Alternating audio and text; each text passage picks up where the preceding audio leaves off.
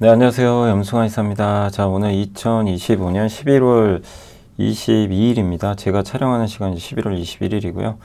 자, 오늘은 이제 금융지식 쌓기 파트 2. 사실 이제 이게 기본이죠. 기본을 우리가 좀 다지고, 좀 재미는 없겠지만요. 그러니까 맨날 이제 저희가 뭐 반도체하고 뭐 조선도 배워보고 뭐 웬만한 업종은 다 배워봤는데 뭐 아직 안 한 것도 있죠. 네, 그런 것도 다 하겠지만 일단 또 요즘에 시장도 좀 지지부진하고 또 기본을 좀 알아야 될 것 같고, 또 지난 시간에 사실 그게 좀 중요해요. 왜 우리가 투자를 해야 되는지 그것도 모르고 투자하면 안 되잖아요. 그죠? 투자해야 되는 이유가 명확해야 되죠. 돈 벌기 위해서도 있는데 지금은 이제 내 자산을 방어하기 위해서라도 투자를 해야 된다. 근데 신중하게 해야 되니까 공부를 하는 거고. 그래서 이제 오늘은 이제 두 번째로는 제일 기본이 이제 금리와 환율이거든요. 어렵죠. 어려운데 사실 제가 강연에 가면 이런 내용을 많이 강의를 해드렸어요. 해드렸는데 이제 그런 내용들 저도 뭐 다 책에서 배웠던 지식들입니다. 그래서 그걸 한번 이제 좀 쉽게 풀어서 좀 설명을 해드릴게요. 그래서 오늘은 이제 두 번째 시간 금리와 환율에 대해서 좀 한번 배우겠어요. 감히 여러분들이 예측하실 수가 있어요. 요거 아니죠. 지금 저번 주에 했던 거고, 여러분들이 이제 예측을 하실 수가 있습니다. 그래서 제 얼굴은 좀 작게 한번 해서 하도록 하겠습니다. 자, 일단 금리가 뭘까요? 금리는 말 그대로 우리가 이제 보통 이자라고 많이들 생각하죠. 뭐 대출 이자, 아니면 내가 뭐 사실 우리 가족 간에도 돈 빌릴 때는 이게 공짜 없습니다. 그냥 무조건 이자 줘야 돼요. 뭐 친구 간에도 당연히 그런 거고, 그러니까 뭔가의 대가예요. 돈을 빌리거나 빌리는 대가, 내가 돈을 빌려가면 그 비용이죠, 비용. 아무튼 그 대가라고 보시면 되겠고, 1억 원의 원금인데 이거를 내가 금리 5%로 빌리면 500만 원이죠. 연간 500만 원 줘야 되는 거죠. 그래서 그걸 이제 금리라고 보시면 되겠습니다. 그러니까 돈이나 예금 등을 일정한 기간 빌리는 대가로 이게 내가 지불을 해야 되는 화폐 원금 대비 비율이다 라고 생각하시면 되겠습니다. 근데 이제 금리가 이게 용어 보면 되게 어렵잖아요. 이게 또 뭔 소린가, 뭐 명목금리 또 보고 실질금리, 기대 인플레이션, 막 신용등급 나오고. 근데 우리가 여러분들 이제 흔히 뭐 시중금리라 그러잖아요. 막 채권금리. 지금은 요즘에 우리나라 국채금리가 막 3% 넘어가지고 또 금리가 막 오르는데, 이런 금리는 누가 결정할까요? 그렇게 찍혀 있는 거. 여러분들이 그렇게 금리가 오르면 여러분들이 부동산 담보대출 받을 때 금리가 올라서 불편합니다. 어떨 땐 또 떨어지고. 레고랜드 때는 뭐 기억하시겠지만 금리가 그때 막 5%까지 넘은 적이 있었죠. 고금리. 그러다가 막 2%대까지 떨어지기도 하고. 근데 그거를 이제 우리가 왜 금리가 이렇게 변동하는지, 근데 이걸 모르고 주식 투자하는 것도 사실 좀 말이 안 되는 거죠, 어떻게 보면. 기본 중에 기본. 그러니까 재테크의 기본은 무조건 금리거든요. 그래서 그걸 좀 한번 설명드리면, 일단 우리가 그냥 흔히 표시된 그 명목금리, 요거는 실질금리와 기대 인플레이션과 신용등급, 그리고 또 한두 개 더 있어요. 그걸 좀 말씀드릴게요. 요게 조합이 돼서 결정된다. 그래서 첫 번째가 실질금리는 뭐냐면 기회비용에 대한 보상이에요. 기회비용이 뭘까요? 내가 뭘 포기하는 대가죠. 그러니까 뭐냐면 내가 포기하는 대가가 크면 클수록 금리가 오릅니다. 뭐 당연히 그러겠죠. 그러니까 다 플러스니까. 그래서 이제 실질금리는 내가 어떻게 보면 뭘 그러니까 여기 보면 밑에 이제 그림이 카페가 있는데, 내가 지금 카페를 개업을 이제 하려고 해요. 이제 내 생각이죠. 개업을 해서 한 연 10% 수익이 날 것 같아요. 근데 다음해에는 20% 벌 것 같아요. 이건 경기가 좋은 거죠. 경기가 좋아서 카페 장사가 잘 될 것 같아요. 그래서 내가 창업을 하려고 하는데 갑자기 누가 와서 돈을 빌려달라는 거예요. 이 돈을. 그리고 아니면 이 돈을 내가 1억 원의 돈이 있는데 10%를 낼 것 같은데 저 은행에 이제 놓으려고 봤어요. 은행에. 근데 은행의 채권금리가 3%예요. 그럼 이자 3%니까 애매하죠. 물론 은행에 넣으면 돈은 안 까먹어요. 근데 이거는 위험하죠, 사업은. 그래도 3%. 여러분 같으면 어떤 선택하시겠어요? 근데 20% 수익이 난다고 확신하면 여러분이 이거는 뭐 의견이 없을 거예요. 20% 정도의 수익률이 날 정도로 경기가 좋고, 그러면 은행에 왜 놓습니까? 그냥 사업하죠. 3%. 3% 금리니까. 근데 이런 상황에서 어쨌든 누군가 와서 돈을 빌려달라 그래요. 뭐 친구가 와서 1억을 갑자기 빌려달라고 합니다. 그럼 여러분 같으면 어떤 선택을 하시겠어요? 금리가 이제 고민되겠죠. 아, 이 친구한테 얼마를 받아야 되지? 예, 금리 5%? 8%는 좀 심한 것 같고, 그죠? 예. 그러니까 10%에 내가 수익을 낼 수 있는데 5%를 준다 그래요, 친구가. 아, 그래? 뭐 빌려줄 수도 있다. 이렇게 하면 나는 5% 받으니까. 근데 내년을 봤을 때 20% 수익 날 것 같아요. 그러면 지금 5% 금리죠. 아, 이거 5% 받으면 안 돼. 나는 10%는 받아야 되겠다. 예. 그래서 금리를 10% 정도 이제 그 친구가 10% 금리에 합의할지 모르지만, 예. 그러니까 이게 어떤 얘기냐면 기대 수익률이 자꾸 올라가잖아요. 여기 보시면 10%, 20%, 30%. 그러면 내가 이 돈을 사업하는 대신 포기하고 친구한테 빌려주면 기회비용을 상실하는 거잖아요. 그럼 그 대가를 받아야 되잖아요. 그 대가가 어떻게 되죠? 금리가, 이게 경기가 좋아지면, 예, 당연히 올라가게 되죠. 그잖아요. 내가 포기하는 대가가 올라가야죠. 그래서 뭐 어렵진 않으시죠? 예, 그러니까 기회비용에 대한 보상. 그래서 사실 여러분들 다 아는 내용이에요. 경기가 좋으면 금리 오르는 거 아시죠? 그죠? 물가 오르면 금리 오릅니다. 그 이유만 설명해 드리는 거예요. 왜 이렇게 경기가 좋으면 자꾸 금리가 오를까? 예, 이제 그거에 대한 우리가 고민은 안 하죠. 그냥 다 알고 있는 건데, 그 근본적인 이제 원인을 설명드리는 겁니다. 우리가 이제 기회비용에 대한 보상을 받아야 되는, 내가 이걸 포기하는 대신. 두 번째는 뭐냐면 이제 기대 인플레이션. 기대 인플레이션 앞으로의 물가를 예상하는 거예요. 여러분들이 생각했을 때 물가가 앞으로 어떻게 될 것 같으세요? 예. 만약에 내려갈 것 같고 올라갈 것 같고 막 이런 얘기들을 하잖아요. 근데 우리가 2022년도로 가보자고요. 2022년도에 물가가 이제 5%에서 미국 같은 9%로 뛰었는데, 그때 막 이제 앞으로 사람들의 심리가 물가 막 오를 것 같죠. 그러니까 저 기대 인플레이션 사람들의 심리예요. 지금 물가가 아니라 앞으로 물가가 어떻게 될 것 같다. 예, 그걸 나타내는 수치입니다. 그러니까 이제 한번 생각해 보세요. 여기 책상이 있는데 내가 책상을 사고 싶어요. 지금 당장 내가 100만 원 갖고 그럼 사면 되죠. 뭐 고민합니까? 근데 갑자기 이것도 이제 사실 항상 이 친구가 문제네. 친구가 와가지고 또 빌려달라 그래. 야, 나 지금 100만 원만 빌려. 나 급해 죽겠어. 예, 나 이거 없으면 안 돼.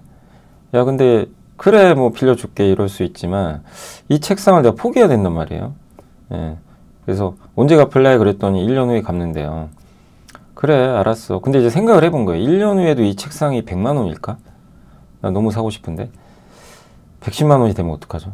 예, 이제 이걸 기대 인플레이션 그래요. 지금 100만 원인데 110이 되면 10% 오르는 거죠. 야, 너한테 그 10%는 줘야 되겠다, 이자를. 왜냐면 내년에 난 이 책상을 사야 되는데 1년 후에는 110만 원 될 것 같아. 너가 이 정도는 보상해 줘야지. 예. 이거 화폐 가치 하락하는 거잖아요. 물가 오르면 그거에 대한 보상을 받아야 되는 거예요. 그래서 금리가 오르는 거예요. 물가 떨어지면 그럼 반대가 되겠죠. 그래서 요것 때문에, 그러니까 기대 인플레이션 앞으로 물가가 오를 거기 때문에 거기에 대한 이제 보상을 내가 받기 위해서 친구한테 돈을 빌려줄 때, 예, 결국 그만큼의 이자를 받아야. 내가 110만 원 받으면 그러면 내년에 이게 그 책상값이 110이면 딱 살 수가 있는 거죠. 예, 아무 문제 없이. 그래서 이 두 가지가 기본입니다. 그래서 실질금리, 기대 인플레이션. 용어는 어렵지만 뭐 그렇게 어려운 내용은 아니에요. 여기다가 이제 신용등급도 중요하죠. 기왕이면, 근데 이런 거죠. 이제 뭐 돈을 빌려달라 그래요. 근데 이 친구는 한 번도 뭐 이자를 밀리거나 뭐 돈을 안 갚은 적이 없어요. 그러면 어떡하겠어요? 지식이 복리로 쌓이는 투자 정보, 믿음 가는 투자 정보 파트너 투원투게더 오픈. 투원투게더란 LS증권에서 제공하는 서비스로 투자자들에게 다양한 정보를 빠르고 정확하게 전달하고 모든 투자자의 성공 투자를 함께 하기 위한 투자 정보 컨텐츠 서비스입니다. 투원투게더는 투원 HTS, 투원 MTS, 사용하는 매체 어디에서나 접속이 가능합니다. 투원투게더 어떤 컨텐츠를 제공할까요? 해외 이슈는 미국 시장 마감 시황, 해외 수급, 해외 증시 일정, 해외 뉴스 등 주식시장 흐름 파악을 위한 해외 시황과 이슈들을 알려드립니다. 시장 읽기는 주요 뉴스 요약, 뉴스 해설, 뉴스 연계 종목 등 주요 뉴스에 대한 빠른 요약과 관련 이슈에 대한 정보를 알려드립니다. 종목 톡톡은 수급 특징주에 대한 분석과 투자 아이디어, 실적 속보 등 종목에 대한 다양한 정보를 알려드립니다. 보고서장은 리서치 센터에서 발행하는 보고서, 모닝 미팅, 공시, 그리고 증권사별 종목에 대한 요약 정보를 알려드립니다. 주식 배우기는 함께 배우기, 투자 상식 등 투자자들이 알아야 할 전문 지식과 투자 칼럼 및 자료에 대한 정보를 알려드립니다. 투원투게더와 함께 성공 투자를 만들어 보세요. 좀 저금리로 빌려주겠죠. 돈 떼일 먹을 그런 게 없으니까. 근데 어떤 친구는 매번 늦어요. 이자도 늦고 어떨 때는 막 이제 갚을 시기보다 1년 후에 갚는 경우도 있고. 그럼 어떻게 합니까? 야, 나 너 못 믿겠어. 근데 또 친구니까 빌려주긴 할게. 대신에 너 금리 좀 많이 줘. 예. 너가 자꾸 그러니까 넌 신용이 안 돼. 그래서 그럼 어떻게 돼요? 금리가 올라갈 수밖에. 이게 기본 원리예요. 이게 시장경제의 기본 원리입니다. 그죠? 예. 신용등급이 높을수록 당연히 금리가 낮아야 되고요. 신용등급이 낮을수록 예, 이 금리가 올라갈 수밖에 없어요. 이게 이제 기본적인 구조라고 보시면 돼요. 이렇게 해서 금리가 형성된다. 그러니까 이제 요 세 가지가 가장 기본입니다. 그래서 우리나라 교과 신용등급이 올라가면 금리가 낮아요. 금리가 생각보다 이제 낮게 적용되고, 예, 그러니까 고금리가 되는 거죠. 신용등급이 이제 그러니까 신용등급이 낮으면 고금리가 되는 거죠. 예, 여기까지는 다 이해하시죠? 그래서 요게 이제 기본적인 그 금리 결정 요인이다. 그러면 또 한 가지가 통화정책도 있어요. 예, 연준 의장이 결정하는 게 하나 있습니다. 이건 뭐죠? 연준 의장이 중앙에서 딱 두 마리 토끼를 잡아야 돼요. 불가능한 일이지만 하나는 고용, 하나는 물가. 그래서 이 연준 의장이라는 이 신이 저 인간들을 딱 보고요. 이제 이렇게 하는 거죠. 저기 좀 사람들이 힘드네. 고용도 안 되고. 요새 좀 고용 안 좋잖아요. 미국도. 그래. 우리 보통 그러죠. 경기 안 좋아지면 뭐를 하죠? 금리를 쫙 낮춰가지고 돈을 쫙 풀어버리죠. 그럼 어떻게 되죠? 경기가 좀 살죠. 야, 고용이 안 좋아. 금리 인하해. 이제 이렇게 지시를 딱 내립니다. 근데 이제 그렇게 해서 금리 인하를 해서 이게 언제죠? 이때가 코로나 때. 예. 근데 또 하나가 더 있어요. 물가라는 또 하나의 지표가 있습니다. 그래서 연준은 이 두 가지를 보고 결정하거든요. 이걸 이제 조절하는 건데 물가를 봤더니 물가도 낮아요. 걱정이 없는 거죠. 그래서 금리를 그냥 제로 금리로 해가지고 돈을 쫙 풀어서 경기 살렸습니다. 근데 2022년이 되니까 무슨 일이 발생하죠? 경기는 어느 정도 좋아졌는데 물가가 미친 듯이 오릅니다. 막 전쟁 나고 물가가 9%도 찍어버린 거예요. 이거 안 되겠다. 물가 잡아야 되잖아요. 연준의 목표 물가는 2%예요. 이게 9% 갔어요. 그러면 조여야 돼요. 예. 그러니까 물가를 이제 잡는 방법 중에 가장 효과적인 게 금리 인상입니다. 금리를 올리면 어쨌든 어떻게 돼? 시중의 유동성이 좀 말라요. 유동성이 줄고 그 다음에 이 금리 인상을 통해서 이제 그 사람들의 이 뭐라 그러죠? 예, 기업들도 대출을 좀 꺼려하게 되고, 그죠? 활동이 위축되는 거죠. 그 소비자들도 어쨌든 이자 부담이 생기잖아요. 그러니까 이게 소비도 좀 위축돼요. 약간 그러니까 경제가 이렇게 팔을 펴고 막 이렇게 운동하다가 약간 이게 수축되는 이제 그런 느낌을 받게 됩니다. 그러면 어떻게 될까요? 물가도 당연히 꾸준히 올라요. 오르는 게 정상이에요. 그 경제는 너무 오르면 안 되지만, 근데 물가가 오르는 속도가 둔화되거나 떨어지겠죠. 네. 왜냐하면 사람들이 소비를 줄일 수가 있기 때문에. 네. 그래서 이제 보통 금리 인상을 통해서 경제 활동을 위축시켜서 물가를 떨어뜨립니다.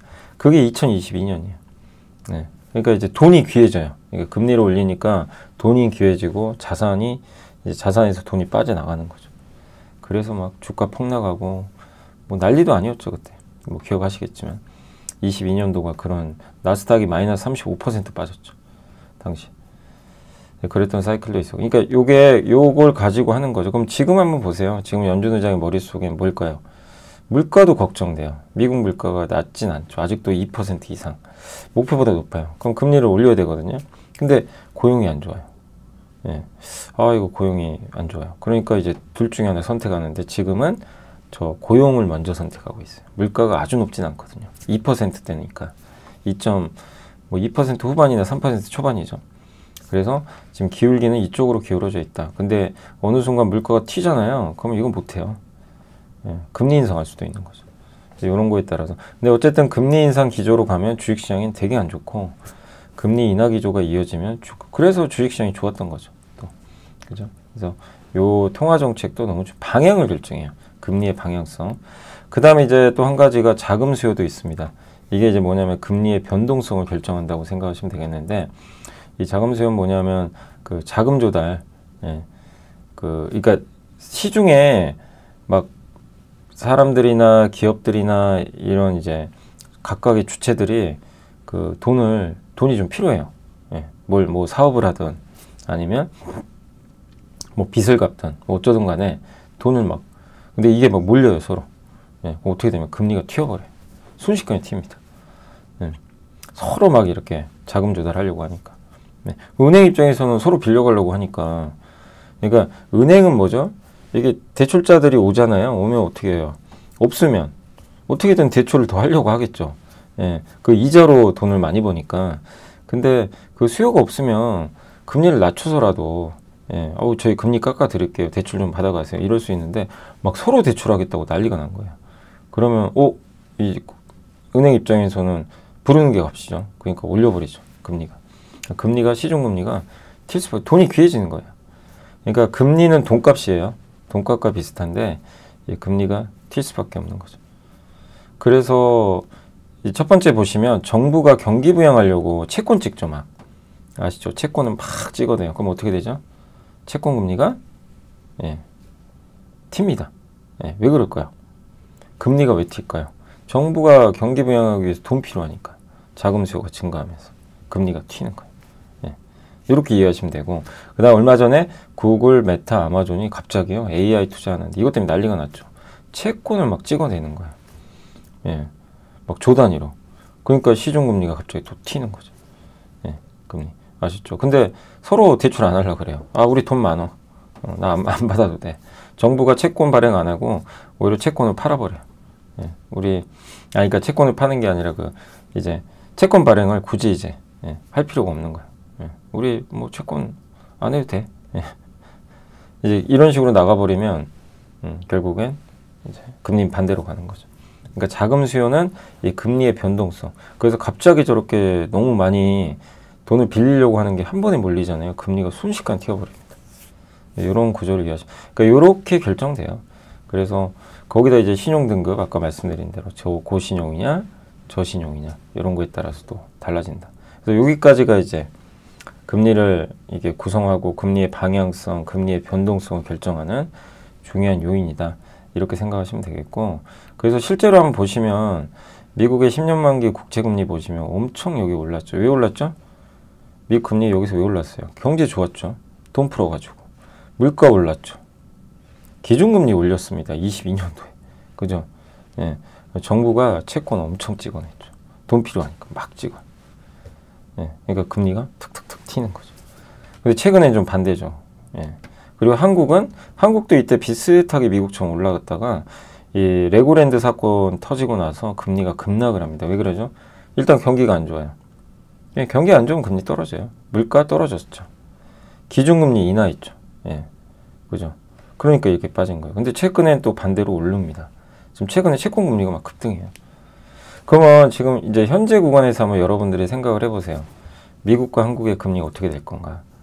우리가 배운 거에 의하면 그럼 미국 금리는 앞으로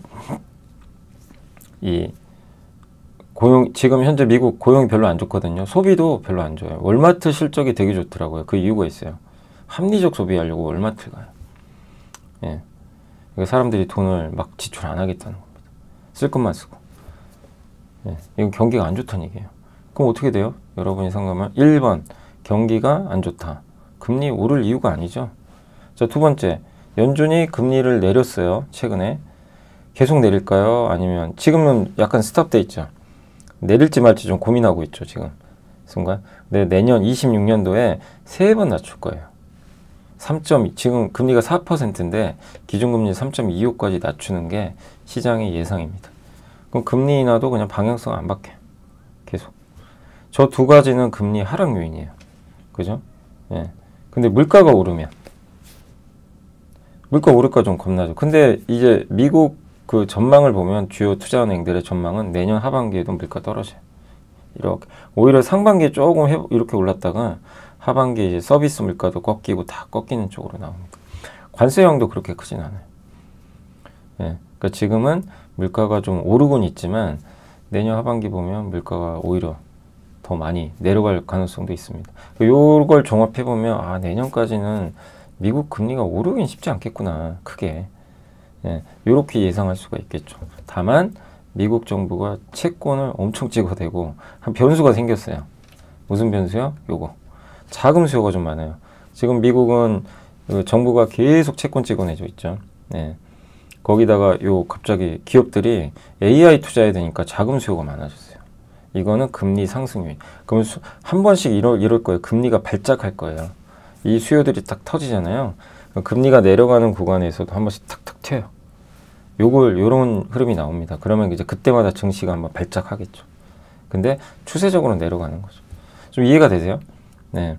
그러니까 우리가 앞에서 배웠던 내용을 종합하면 요런 식으로 이제 결정이 된다라고 좀 보시면 좋을 것 같습니다.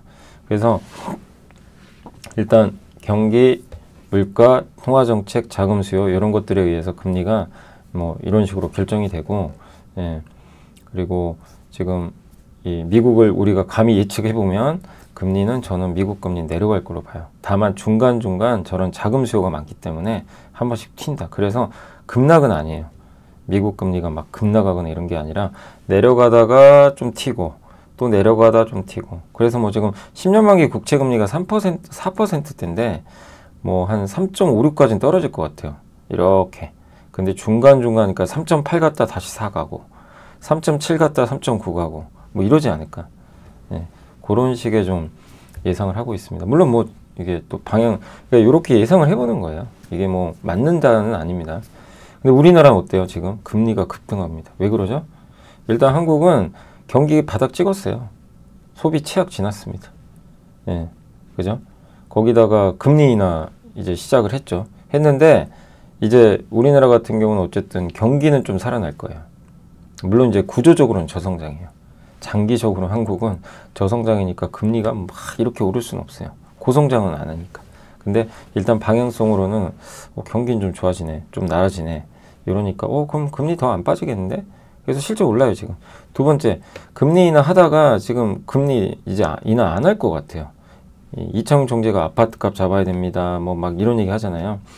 그 다음에 통화정책 갑자기 변화, 그러니까 갑자기 방향전환한다는 얘기를 하신 거예요. 그럼 무슨 일이 발생해? 방향전환. 금리 인하를 안 한다는 얘기인가? 인상한다는 얘기인가? 네. 물가는 크게 오르진 않아요. 그러니까 물가는 그냥 중립으로 보시고, 경기는 금리 인하, 인상 요인. 금리 인하 더 안 한대요. 그럼 금리 안 내려가겠죠? 방향성이. 이거 더 이상 안 내려가네? 거기다가 지금 이재명 정부는 뭐죠? 기존 정부랑 다르게 돈을 막 찍어냅니다. 그러니까 원달러 환율이 막 급등하잖아요. 돈 찍어내니까. 그것도 있는 거. 원화 가치가 막 떨어지니까. 네. 그러니까 이제 그런 부분도 있는데 어쨌든 막 재정 지출. 재정 지출의 핵심 뭐죠? 요거잖아요. 채권 발행. 자금 수요가. 그럼 금리 상승 요인이죠. 그죠? 우리나라 기업들도 이제 800조 투자한대요. 기억나시죠? 얼마 전에 이재명 대통령과 만난 자리에서 우리나라 기업들의 기업 총수들이 나와가지고 총 800조 투자하겠습니다. 이거 자금 수요. 마찬가지죠. 우리 한국은요, 이 구조적 저성장 빼면 다 금리 상승 요인이에요, 지금. 그러니까 금리가 막 튀는 거예요, 위로. 아시겠죠? 사실 제가 이제 강연회 할 때도 올해 초에도 여러 번 강연회 할 때 한국 금리는 좀 오를 거라고 얘기를 했어요, 실제로. 예상을 한 게 뭐냐면 그게 뭐 예언가가 아니라 요 구조만 이해하면 아니 이거죠. 그때 당시에 이제 요거였어요. 여기서 경기가 더 나빠질 게 있나? 물가도 이미 떨어졌고. 근데 기준금리는 그때 인하하고 있었어요. 그래서 요거 빼면은 이제 금리 오를 수밖에 없다. 한국은 단기적으로. 그렇게 봤던 거. 그래서 한국에서는 그때 당시에 이제 채권 투자는 안 맞는 거죠. 채권 금리가 오르면 채권 값은 떨어지거든요. 그러니까 채권 투자할 때 너무 중요하죠. 이따 나중에 한번 제가 채권 설명드릴게요. 그러니까 채권은 가격이 떨어지면 손실 보잖아요. 그래서 이 채권 가격과 금리는 완전 반대입니다. 그렇기 때문에 그건 무조건 외우셔야 되는데 결국엔 채권 투자가 제일 좋은 건 뭐죠? 앞으로 금리가 떨어질 것 같아요. 그럼 그때는 투자해야죠. 근데 금리가 오를 것 같으면 좀 기다려야죠. 근데 한국은 이미 지금 이제 많이 올랐으니까 이미 이제 제가 말씀드린 이 부분들은 다 반영은 됐어요. 그래서 아마 여기서 채권금리가 더 오르진 않을 겁니다. 어느 정도 고점은 나왔는데 이렇게 예상하면 어렵지 않으시죠. 그러니까 이거를 한 번씩 그 금리 이렇게 보시면서 앞으로 방향이 어떨지를 계속 추적하시면 너무 어렵지는 않습니다. 그래서 오늘 이제 금리 얘기 좀 먼저 해드리는 거예요. 시간이 벌써 이렇게 지났네요. 얘기하다 보니까 원래 오늘 금리 환율 다 하려고 그랬는데 그냥 금리만 해야 될 것 같아요. 환율은 다음 시간에. 시간이 벌써 이렇게 지났네요. 이해되시죠? 근데 너무 중요합니다. 이 금리 결정 요인은 무조건 이해를 하셔야 됩니다. 그리고 마지막으로 이제 금리 얘기하면서 나중에 채권 얘기 해드리겠지만 채권 금리와 가격은 정반대로 가요. 이건 그냥 머릿속에 평생 외우세요. 그냥 3 곱하기 3은 9, 9, 3, 27, 4, 4, 16. 우리 그냥 외우죠. 9, 9단. 그거 똑같아요. 그냥 9, 9단처럼 채권 금리와 가격은 무조건 반대. 그냥 외우셔야 됩니다. 그냥 외우시는 게 좋고. 근데 이 원리만 이해해 드릴게요. 자, 정기예금 들고 싶어요. 은행 갔어요. 갑자기 5% 금리를 주겠다는 거예요. 5%라고요? 이제 길을 의심하는 거죠. 그래서 이제 저 무조건 들게요. 저라도 들 것 같아요. 지금 5% 금리 준다 그러면. 그죠? 뭐 이거 정말 안전하잖아요. 예금은 어디 도망간 것도 아니니까. 이 저금리 시대에 5% 금리면 어디입니까? 그래서 가입을 해요. 그래서 이제 너무 기분이 좋아서 이제 와이프를 데리고 갑니다. 배우자를 데리고 딱 갔더니 이 직원이 갑자기 이상한 얘기를 합니다. 6%를 주겠다는 거예요. 6%라고요? 아니 어제 나는 5%에 가입했는데 하루 만에 이러면 어떡해요. 나도 6% 주세요. 근데 그런 건 없어요. 금리는 변합니다. 그래서 6%는 이제 배우자분은 6%. 그럼 어떻게 돼요? 집에서 싸우겠죠. 집에 가가지고. 나는 5%인데 와이프는 이제 6%니까 나 하루 늦게 갔어야 되는데 이제 이럴 수 있는 거죠. 뭐 이제 좀 요건 웃자고 한 얘기고요. 근데 어쨌든 여기서 정기예금 있잖아요. 금리가 오르면 어떻게 돼요? 내가 어제 가입한 5%의 정기예금의 가치는 떨어지죠. 그죠? 이게 더 낫잖아요. 그죠? 금리가 오르면 예금 가치가 그래서 떨어지는 거예요. 요걸 채권으로 바꾸시면 돼요. 채권 가치가 떨어집니다. 채권 금리가 오르면. 요 원리 때문에 그래요. 그래서 정기예금 뭐예요? 내가 은행에 돈 빌려주는 거잖아요. 돈 맡기는 거죠. 채권 뭐죠? 채권 내가 산다면 채권 발행한 사람한테 내가 돈 빌려주고 채권 받는 거죠. 똑같은 개념이에요. 단 우리가 예금은 사고 팔 수 없지만 채권은 사고 팔 수가 있으니까. 그래서 5% 정기예금, 6% 정기예금, 7%로 금리가 오르면 또 손해보는 거죠. 채권값이 계속 떨어져요.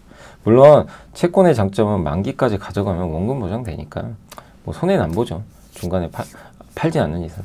근데 어쨌든 그 채권의 평가 손실을 보겠죠. 근데 반대로 금리가 떨어지면 내가 5%에 이제 들어갔는데 이제 배우자를 데리고 갔는데 다음날 4%로 떨어졌다는 거예요. 그러면 나는 어제 이제 가입하기 너무 잘한 거죠.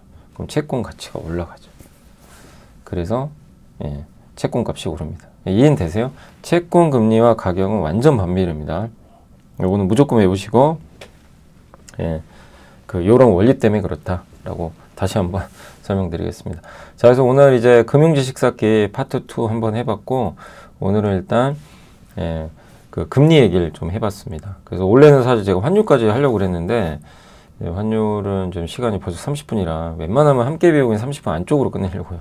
환율은 좀 짧긴 하거든요. 그래서 환율은 다음 시간에 제가 바로 해드리겠습니다. 그리고 제가 금융지식 쌓기는 이게 주기적으로 하겠지만 중간중간 뭐 반도체나 뭐 또 좋은 뭐 이렇게 함께 배워야 될 것들이 또 갑자기 나오면 그때는 또 금융지식 쌓기 잠깐 중단하고 그런 것들도 배울 테니까 그런 부분들은 좀 꼭 순서가 뭐 중요하진 않다 이렇게 염두에 두시면 좋겠습니다.